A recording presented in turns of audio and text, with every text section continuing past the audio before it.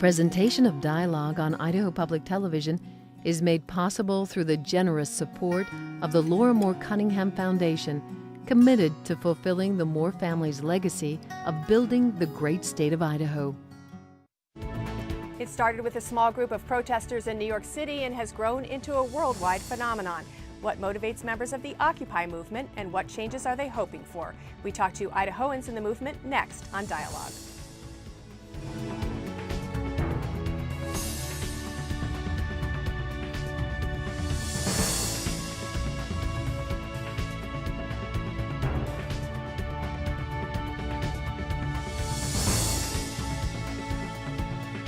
Hello and welcome to Dialogue. I'm Marcia Franklin. On September 17th, about 1,000 protesters converged on New York City's financial district to take the bull by the horn, so to speak, and express their discontent with what they see as major inequities in the American capitalist system. Originally spurred on by the Canadian anti-advertising magazine Adbusters, the Occupy Wall Street movement has now spread across the globe. According to the Occupy Together website, there are now more than 2,400 cities worldwide with Occupy meetings. That includes communities in Idaho, and today we have representatives from Occupy movements around the state to talk about why they've joined and what their goals are. In Pocatello, from our studio on the campus of Idaho State University, we're joined by Christopher Cook of Occupy Pocatello and Kay Finley of Occupy Idaho Falls. Welcome. Thank you. Thank you. It's good to be here. In Moscow, from our studio on the campus of the University of Idaho, is Reggie Holmquist with Occupy Moscow. Thanks for being with us, Reggie. Thank you, Marcia. I'm glad to be here. And here in Boise are Siobhan Hasse of Occupy Boise and Anthony, a recent resident of Boise who moved to New York to take part in Occupy Wall Street. Thanks to you for being here. Thanks for having us. Thanks. And I should mention that none of my guests is a formal spokesperson for the respective group, as the Occupy movement is currently leaderless. So do you have a question about the movement or an opinion? Give us a call toll free at 1-800-973-9800. First to you, Anthony. You left your job here in Boise and set out on an adventure and now have ended up in New York City, and you've been with the Occupy Wall Street movement since its inception, since September. Since the start of the actual occupation. Yeah. Yeah. So we have some footage of the beginning of the movement in New York. Talk a little bit about what it's been like to be there. As I understand, for the first 3 weeks, you literally slept there. Yeah. Well, on the first night, it was less than 100 people that held the space. And then over the coming weeks, it was really a group of people figuring out what we were going to do now that we held a space and didn't get kicked out. So it was a budding community. It's grown from that into a booming community after the police made a couple of really violent mistakes on their end. We got a lot of press after a big media blackout, and that's really exploded the population there. So emotionally, spiritually, whatever, what's it been like for you to be there? What's it like? What does it feel like? What does it smell like? Really empowering. Chaotic sometimes. Every day has ups and downs. But even in the downs, it's like, this is what democracy looks like. This is how we're working. And we're working out the kinks and moving forward. So why did you do this in your life at this point? I'll ask everyone, but I'll start with you. I feel really strongly that this experience is a culmination of the last 10 years of my life doing different activist organizing efforts, including in Boise as well as in Denver before here. And what's inside of you that prompts you to join the movement? What do you see going on in our country? I feel like the hierarchical systems that we live under in our country are inherently unjust, and I feel like capitalism, unjust in itself, only makes the hierarchies worse within representational democracy. Siobhan, you're with Occupy Boise. I'll ask you the same question. What brought you to the movement? Why do you want to be part of it? You know, it's just, I'd been watching what was going on in Wall Street, and I heard there was going to be a first GA in Boise. General Assembly. General Assembly, yes, pardon me.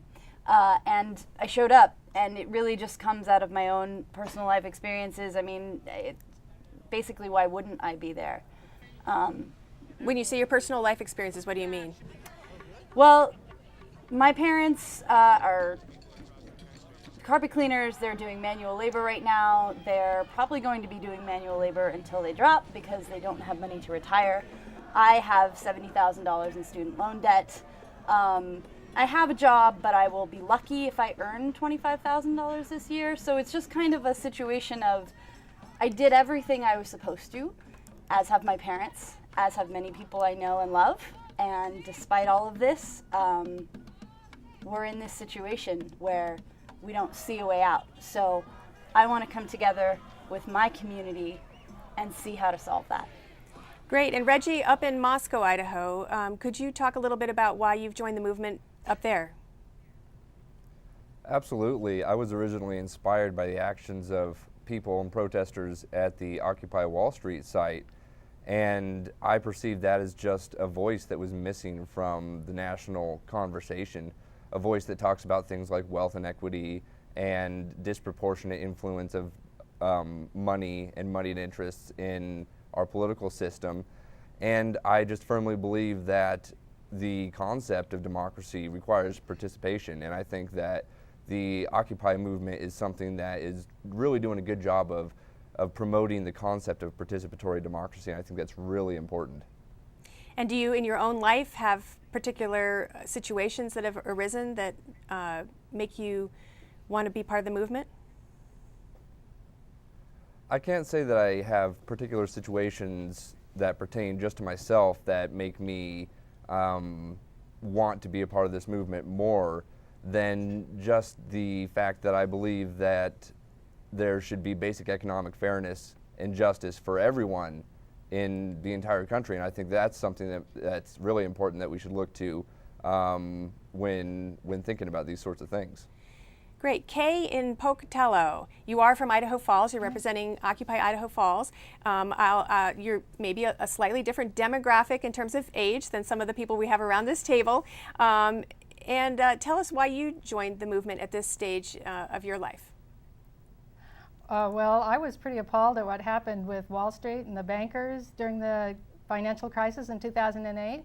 Then I was waiting for our government to do something, and I couldn't believe that they were not going to put any regulations on what was going on, because it's pretty obvious to me that all of our 401ks, all our pension plans, all our school foundation monies, they're all dependent on these people, and they're just playing around. They were willing to take our country to a depression. And it's really shameful that they would do that, but if we as Americans allow them to do it again, because they're right back at it, they're doing exactly what they were doing before, and if they're going to take us there again, we've got to stand up and get our country back. And what do your friends think of your involvement in the movement? I've had a lot of people say, "Oh, I'm so proud of what you're doing, I wish I could do it." And I don't understand that, because this is our country, and we're the people. We have to stand up for it, because the politicians aren't going to. They have to be out there raising money for their campaigns. They're not going to stand up for us. It's time for us to take our country back. Christopher Cook, you are a student at Idaho State University. Explain a little bit about why you've joined the movement. I joined the movement a while back ago. I always have been really engaged within my local community. I always love participating with activism. And one of the reasons why I decided to go ahead and join the movement was because I saw how more and more of my friends at a college level were disproportionately affected because of their income, how more students that I go ahead to school with have to get a second job while being a student full-time, while managing other family duties at home. And so to say that that's part of the status quo, to say that that's okay right now, is unacceptable. Christopher, as I understand it, you wanted to do an encampment on the Idaho State University campus and were, I think, denied, but went ahead and did that anyway. Is that right? Yes. We originally filled out paperwork under a student club here at Idaho State University. Originally, everything looked like it was going to go through and that we wouldn't have any problems. We've had great support from the Student Involvement Center here, but then it got railroaded, and they told us a day before that we were scheduled to do it that we couldn't do it anymore. We decided to go ahead and do it anyway and take the chance, and so far so good. We're still out here. Last night you slept in a tent? Yes, last night I did sleep in a tent. And you're waiting to hear from the city council, as I understand it, about potentially doing an encampment on city property? Yes, we want to go ahead and utilize the park, and it's actually thanks a lot to Boise and their Occupy movement for pushing forward, because now we understand that the state is willing to work with different Occupy groups to express their First Amendment right. Siobhan, what is the latest on Occupy Boise and its desire to have an encampment beginning this weekend? We're going to camp starting Saturday. And is that with a permit, without a permit? As I understand it, the Department of Administration is willing, excuse me, to work with us on that. And So- that's because you're on state property. The old Ada County Courthouse is now owned by the state, so you're working with the State Department of Administration? Correct. So going back to you, Anthony, and you've been living in New York City, how important is it to actually occupy a space to be part of the Occupy movement? How important are the encampments to what you're trying to say and do? I think the occupation space holds a lot of power, and there's a lot of power in taking back public space. But setting up an encampment, if you aren't ready for it, I don't think is necessarily the first step. I think the General Assemblies are really the major empowering, impactful piece for a community. And I also feel like holding public discourse in a public space that you're taking control of is really important. Even if you don't stay overnight. And you can do that within the hours of the park or whatever folks are comfortable with. And then build up to a potential full-time occupation. The movement has been criticized for its leaderless horizontal concept, and then also not having specific demands, having more amorphous demands or amorphous concerns. Yeah. How do you respond to that? I think that that's the media trying to apply a normal storyline to what we're doing, and what we're doing is revolutionary, and we are not following a normal storyline. I don't think those are applicable questions. Demands are disempowering. Demands set an end point, and who would we demand these major systemic changes or complete dissolvement from that's going to fulfill that? So I'm more focused on setting goals personally. So you're saying if you have demands and then they don't happen, then people will say, oh, well, it failed, as opposed to maybe a moral mission. I just think demands are not a sensible way to go. We're asking someone to do something as opposed to empowering ourselves to do it. Now, I was reading Adbusters, which I mentioned at the top, really kind of got the word out initially about this idea of Occupy Wall Street. And they have interesting updates on, they call them tactical briefings. And I noticed one recently said that I'm quoting now, there's a growing recognition that the General Assembly model that has worked beautifully thus far may be fundamentally limited, and that there, in their words, is a breakthrough that maybe now there's going to be a spokes council model. Yes. And that, without getting too detailed, does that mean that we're going to start seeing people speaking for the movement? No. Or, okay. To explain a spokes council in a horizontal fashion, sort of briefly, it's really a concept of organizing and networking for the working groups. The working groups are already empowered by the General Assembly to deal with their specific areas of interest. So they have decision-making power within that. Those are open groups that anyone can join.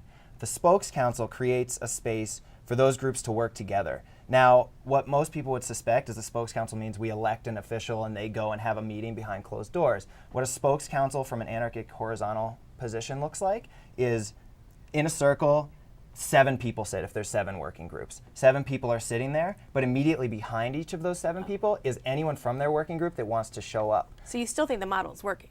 Absolutely. When you are sitting as a spoke, it's more like a spoke on a wheel, and you do not function autonomously. You don't represent yourself, you represent the group.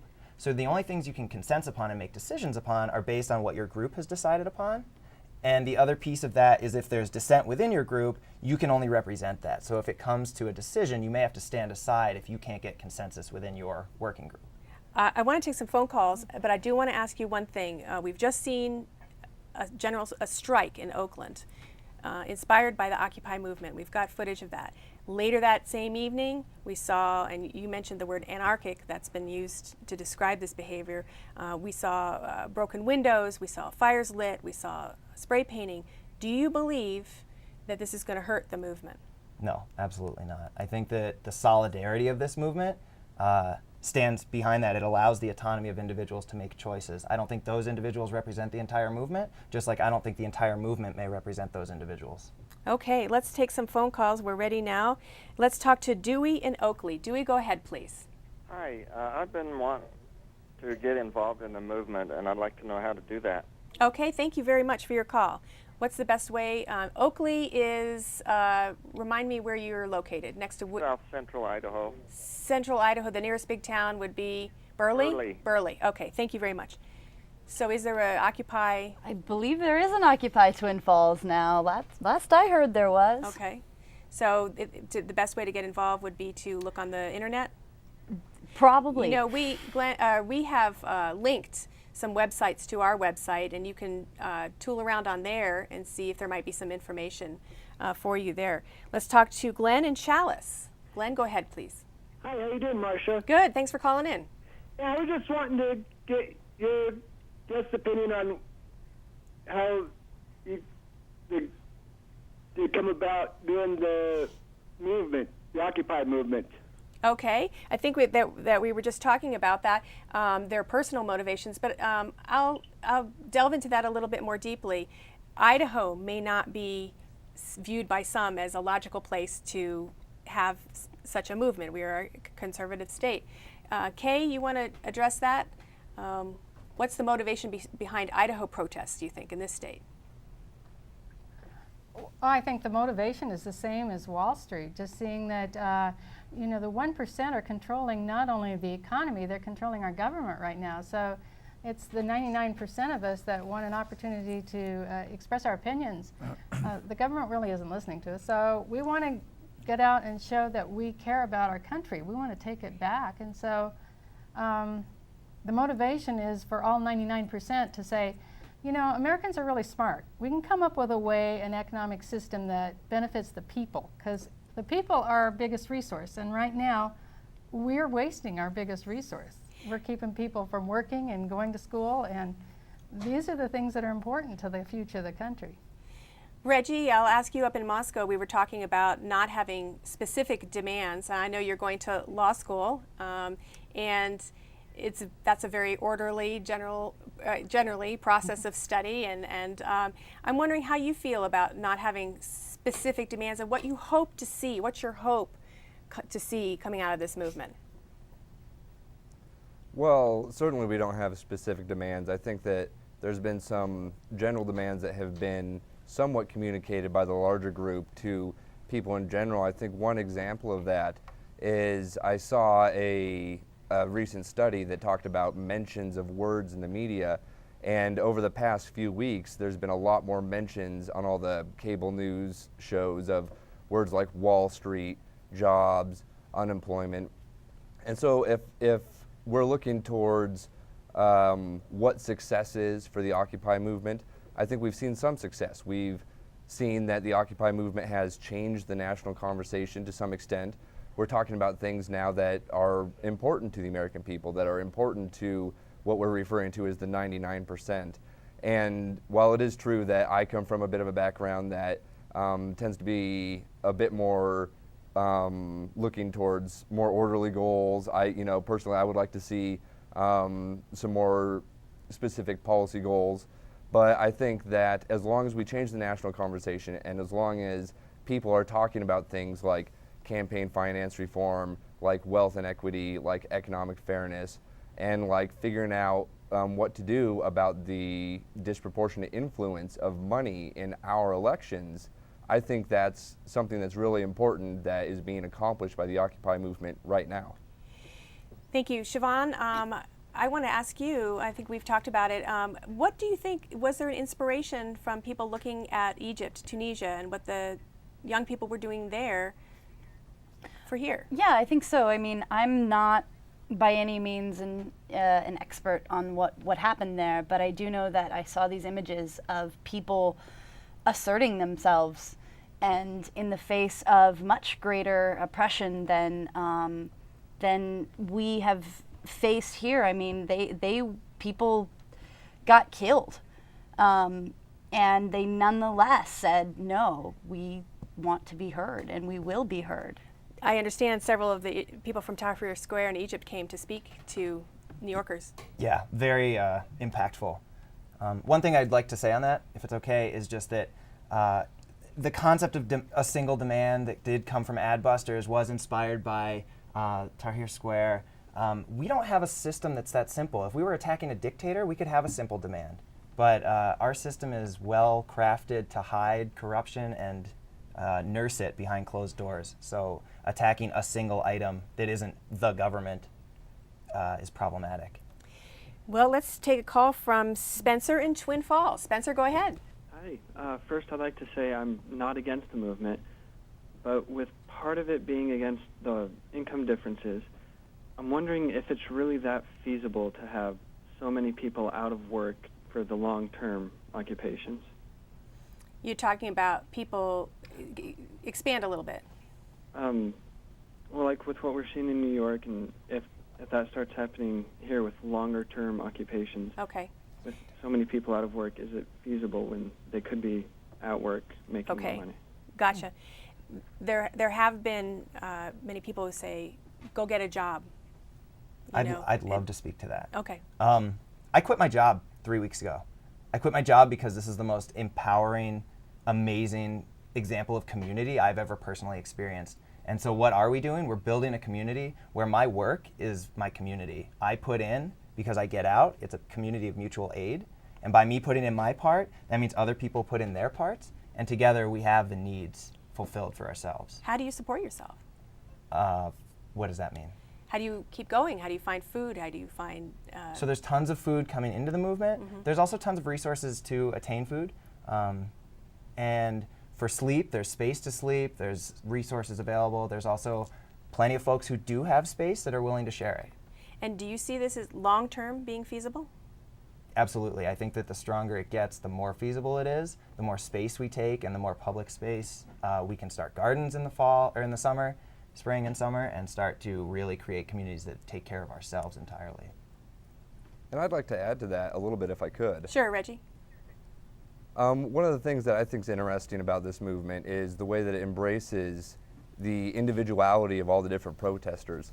And so while there's people like Anthony that can go out there and quit their job and do wonderful things up at the Occupy Wall Street site, I think there's also people like myself who continue with their daily lives, continue going to school, other people who continue going to work every day, but also maybe take out a day per week to go to a General Assembly or go to an Occupy event and show support for the Occupy movement. So maybe not everyone has to quit their job and camp out, but you can still participate and be a part of this and be very effective. Okay, great. Thank you. Marcia, this is Kay. Huh? This is Kay, and I wanted to add something to that. The major corporations cut 2.9 million jobs in the United States in the last 10 years, There's a lot of people out of work.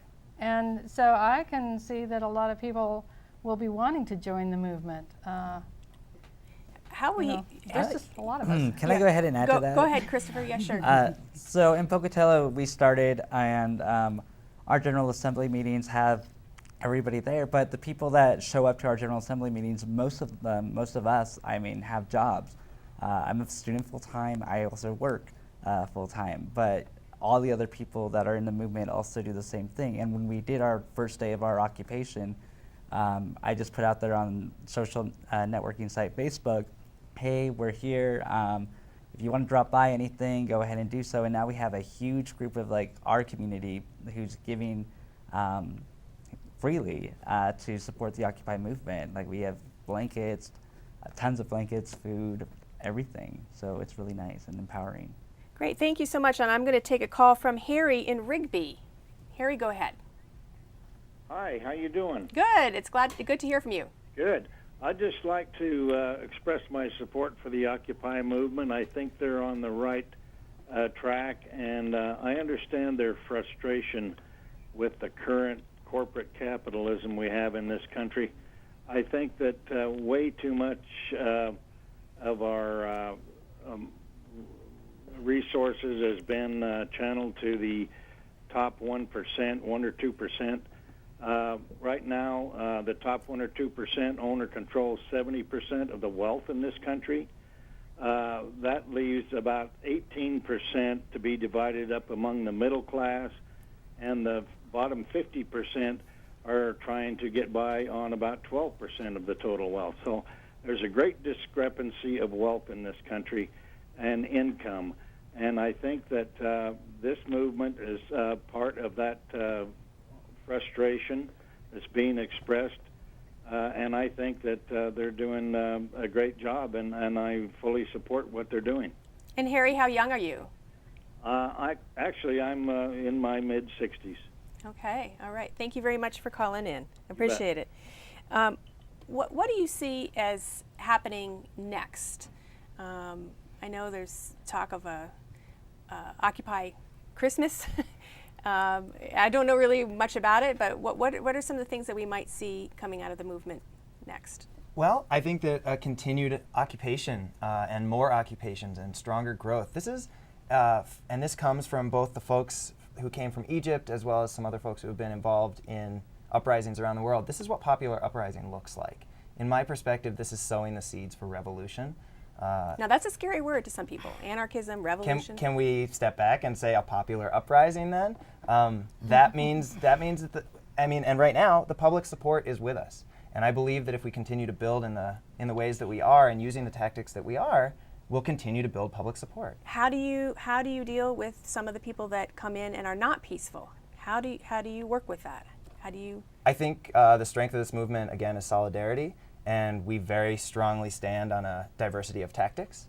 And a person's vision of nonviolence is a personal line that one draws, and we all understand that we're coming from different places and drawing that line differently. Someone who is overtly violent, that's not tolerated. You know, there is, if you punch somebody within the encampment, you're going to be Well, I'm talking about the leave. people who, like in Oakland, spray painted and knocked in windows and things like that. Can I speak to that? Yeah, sure. Go ahead, Reggie. Yeah, I think that's a really interesting thing, and it's very difficult when you're a part of a movement and there might be other people who show up and also say that they're part of the movement, and then they do things that are not really great that you don't agree with. And that did happen in Oakland. But I think that the really interesting thing that came out of that is that most people realized that the group of people that were engaging in those sorts of activities were not really a part of the Occupy movement. And I saw a video earlier today Real taken from a helicopter. Real briefly, Reggie, we're almost running out of time. I'm so sorry. Okay, yeah, absolutely. Basically, it was just that there were some people all dressed in black, anarchists that were engaging in that sort of activity, but the actual Occupy Oakland protesters formed a line and prevented them from doing that, and I thought that was really great. Okay, for those of you who are on the line, stay on the line. We're going to continue this discussion on the web. We'll put both the program and that web discussion on the internet for folks. As I mentioned on our website, we've got more links for you there. So I'd like to thank my guests for this live show for participating in this discussion about the Occupy movement in Idaho. I'm Marcia Franklin. Thanks for tuning in.